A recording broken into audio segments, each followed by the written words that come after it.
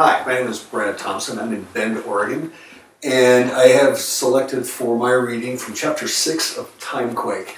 Vonnegut plays a big part in our family, and we're involved in the theater quite a bit. Both my kids are actors, and the section that I've chosen is where he talks about timequakes and plays being very similar. So chief among man-made epiphanies, for me, have been stage plays. Trout called them artificial timequake.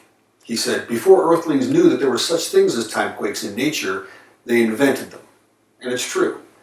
Actors know everything they're going to say and do, and how everything is going to come out in the end, for good or for ill, when the curtain goes up on Act 1, Scene 1. Yet they have no choice but to behave as though the future were a mystery. Yes, and then when the timequake of 2001 zapped us back to 1991, it made 10 years of our pasts 10 years of our futures, so we could remember everything we had to say and do again when the time came. Keep this in mind at the start of the next rerun, after the next timequake. The show must go on. The artificial timequake that has moved me most so far this year is an old one. It's Our Town by the late Thornton Wilder. I had already watched it with undiminished satisfaction maybe 5 or 6 times, and then this spring my 13-year-old daughter Lily was casted as a talking dead person in the graveyard of Grover's Corners in a school's production of that innocent, sentimental masterpiece.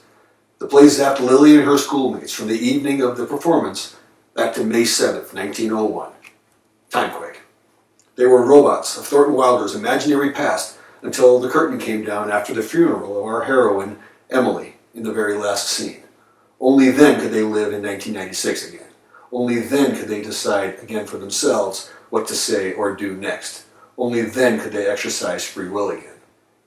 I reflected sadly that night, with Lily pretending to be a dead grown-up, that I would be 78 when she graduated from high school, and 82 when she graduated from college, and so on. Talk about remembering the future. What really hit me hard that night, though, was the character of Emily's farewell in the last scene, after the mourners had gone back down the hill to their village, having buried her. She says, goodbye. Goodbye, world. Goodbye, Grover's Corners, Mama and Papa. Goodbye to clocks ticking and Mama's sunflowers, and food and coffee and new iron dresses and hot baths, and sleeping and waking up. Oh, Earth, you're too wonderful for anybody to realize you. Do any human beings ever realize life while they live it? Every minute. I myself become a sort of Emily every time I hear that speech. I haven't died yet, but there is a place as seemingly safe and simple, as learnable, as acceptable as Grover's Corners as the turn of the century, with ticking clocks and Mama and Papa, and hot baths and new iron clothes, and all the rest of it, to which I have already said goodbye.